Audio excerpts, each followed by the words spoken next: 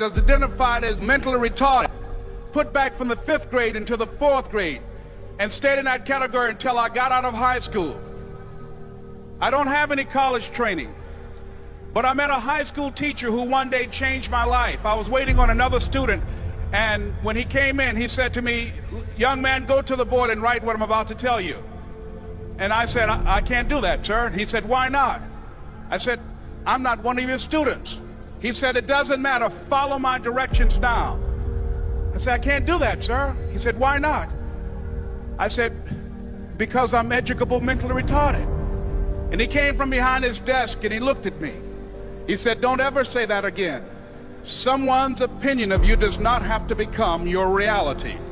And as he talked, my heart began to beat fast.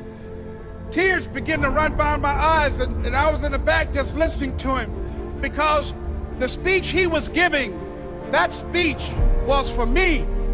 And he said, "Les Brown," he said, "if you want to do anything worthwhile in life, you've got to be hungry." I told Mr. Washington I wanted to become a disc jockey. And so I started working to develop myself. He said, "I want you to practice every day being a disc jockey." I said, "But I don't have any job now." He said, "It doesn't matter." He said that it's better to be prepared for an opportunity and not have one than to have an opportunity and not be prepared. And as I was working to develop myself, I applied for a job as a disc jockey, WMB, on Miami Beach. I went to a guy named Milton Butterball. I said, "How you doing, Mr. Butterball? I'd like to get a job as a disc jockey." He looked at me, he said, "You have any broadcast background?" I said, "No, sir, I don't." "You have any journalism background?" I said, "No, sir, I don't." He said, "We don't have any jobs available." I said, "Yes, sir." I went back to Mr. Washington and I told him. He said, "Don't take it personally." He said, "Most people are so negative, they will have to say no 7 times before they say yes." He said, "Go back again." So I went back again. I said, "How you doing, Mr. Butterball? My name is Les Brown." He said, "I know what your name is. What do you want?" I said, "I'd like to know whether or not you have any jobs as a disc jockey, sir." He said, "Didn't I just tell you yesterday we didn't have any jobs?" I said, "Yes, sir, but I know whether or not somebody got laid off or somebody was fired, sir." He said, "No one was laid off or fired. Now get on out of here." I came back the next day like I was seeing him for the first time. I said, "Hello, Mr. Butterball, how are you?" He looked at me with rage. He said, "Go get me some coffee." I said, "Yes, sir." And I went to get him some coffee. After a while, I would get their lunch and dinner, and I would go in the control rooms and take the disc jockeys their food, and I would not leave until they would ask me to leave. One Saturday afternoon, while I was at the radio station, a guy named Rock was drinking while he was on the air. I was the only one there, looking at him through the control room windows, walking back and forth, young, ready, and hungry. Pretty soon the phone rang, and it was the general manager. And I answered the phone. I said, "Hello?" He said, "Les, this is Mr. Klein." I said, "I know." He said, "Rock can't finish his program." I said, "I know." He said, "Would you call one of the other DJs in?" I said, "Yes, sir." I hung the phone up. I said, "Now he must think I'm crazy." I called my mom and my girlfriend, Cassandra. I said, "Y'all turn up the radio and come out on the front porch. I'm about to come on the air." I waited for about 20 minutes, and I called him back. I said, "Mr. Klein, I can't find nobody." He said, "Young boy, do you know how to work the controls?" I said, "Yes, sir." He said, "Go in there and don't say nothing here." I said, "Yes, sir." I couldn't wait to get behind those controls. I put on an old Stevie Wonder record called Fingertips.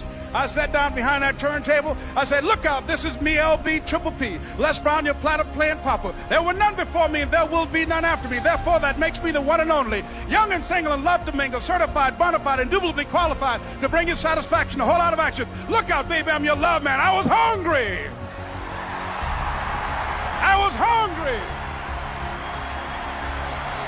You got to be hungry. Begin to know that you have greatness within you. And if just one of you here begin to envision yourselves as being blessed and highly favored to reach your goals, if just one of you capture the essence of what that means, that you have greatness within you and a responsibility to manifest that greatness, that you can make your parents proud, you can make your school proud, you can touch millions of people's lives And the world will never be the same again because you came this way. It was hard, ladies and gentlemen, coming to speak to people. And I was facing financial difficulties in my own life. I was behind on my bills and my dreams, and I'm saying to them, you can live your dream. It was hard, ladies and gentlemen. It was very difficult to pick myself up each day believing that I could do it. There were times that I doubted myself. I used to ask myself, can I do this? And something said within me, you're the one. Don't give up on your dream. By continuing to push forward, by continuing to run toward my dream, that one day I would have my own talk show. It's a long shot, ladies and gentlemen, from Liberty City, an abandoned building on a floor, never knowing my mother or father. It's a long shot. Being here with you today in this dome in Atlanta, it's a long shot. No college training, labeled educable, mentally retarded, but I kept running toward my dream. Don't stop. Don't stop running toward your dream.